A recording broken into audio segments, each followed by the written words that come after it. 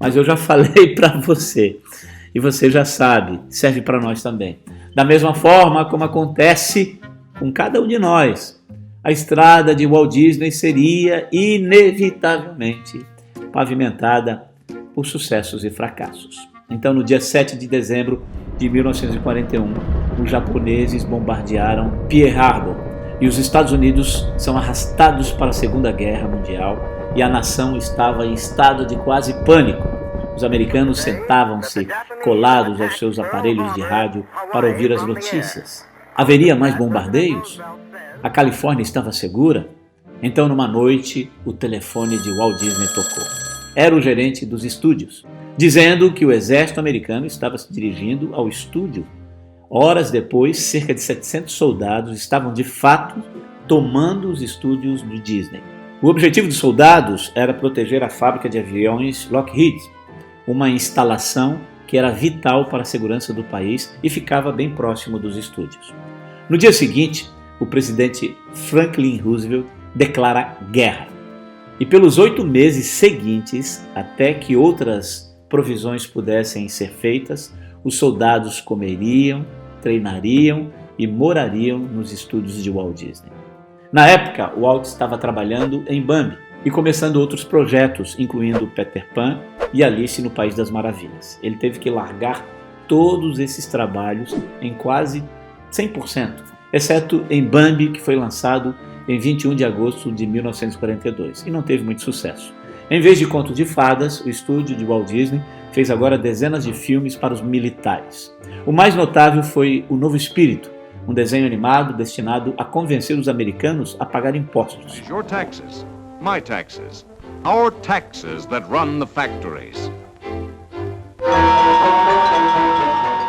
60 milhões de pessoas viram o filme. Outros cartoons também foram contratados pelo governo, combinando propaganda com entretenimento. Embora os contratos com o governo ajudassem no faturamento, não foram suficientes para pagar as despesas da gigante estrutura montada até então. Depois da guerra, o estúdio estava profundamente endividado.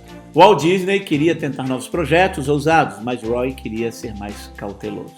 Os dois discutiram com frequência, mas nada parecia dar certo nesse tempo. Walt tentou voltar às origens e se basear em contos americanos em vez de contos europeus e criou um filme chamado O Som do Sul. O filme hoje é uma espécie de vergonha para a Disney por ter sido acusado de racismo.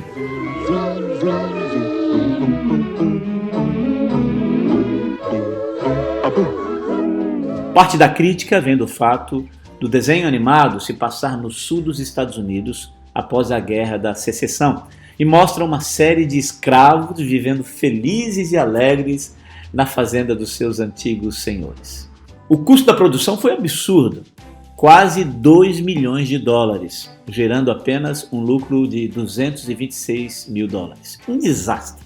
Pinóquio, Fantasia, Bambi e Dumbo são apresentados na Europa, mas nenhuma receita está vindo de lá devido à economia danificada dos países no pós-guerra. Roy pede que Walt corte os gastos, mas Walt Disney recusa. Em 1946, a dívida da empresa sobe para 4,3 milhões de dólares. O trabalho em Mickey e o Pé de Feijão, que foi interrompido devido à guerra, é retomado. Ele é combinado com um outro desenho animado e lançado em Como é Bom Se Divertir. É a última vez que a voz de Mickey Mouse é retratada por Walt Disney. Um trabalhador de efeitos especiais sonoros se torna agora a voz de Mickey Mouse. Walt Disney esteve em Chicago no final da década de 40. Lá ele esboçou suas ideias pela primeira vez para um parque de diversões inspirados em Children's Flyland, na Califórnia, um dos primeiros parques de diversões temáticos dos Estados Unidos. Essa ideia foi posteriormente expandida para projetar o que hoje é conhecido como Disneylandia. Em 1947, Walt Disney inova agora ao fazer documentários. Ele decide que o Alasca deve ser filmado e em seguida faz um tour de avião pelo Alasca. O voo quase foi uma tragédia devido às nuvens pesadas e nenhum contato de rádio para pousar. Depois de circular por 2 horas com o avião, ele pousa com segurança no Alasca.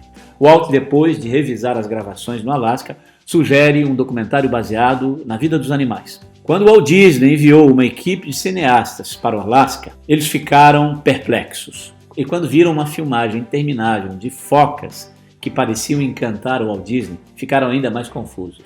Você nunca viu nada tão chato em toda a sua vida, disse um deles. Mas onde os outros viram quilômetros de focas entediantes, o Walt Disney viu o ouro.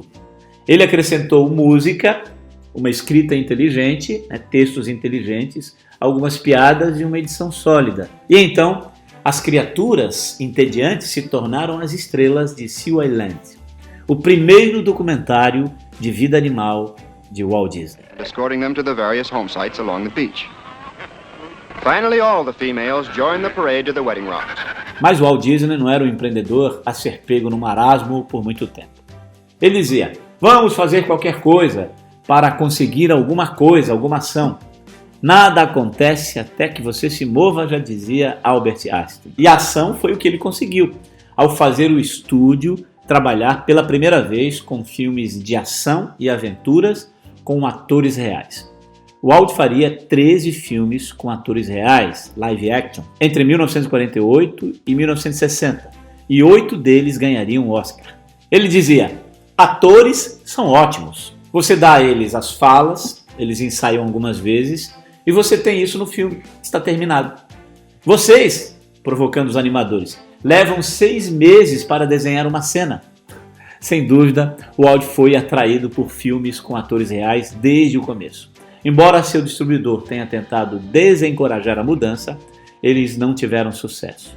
E Walt provou ser também competente nesse campo, fazendo ótimas produções. Seu primeiro esforço foi em Ilha do Tesouro, que foi filmado na Inglaterra e permitiu que Walt e sua família fizessem uma viagem memorável, mostrando que as mesmas habilidades que o tornaram um virtuoso empreendedor no mundo da animação também se aplicariam com estrelas reais. And I say there'll be no killing till I gives the word. Shipmates. Shipmates. Seu incrível senso de descobrir boas histórias, atenção aos detalhes e disposição para buscar a perfeição também foram chaves para seu sucesso nesse campo.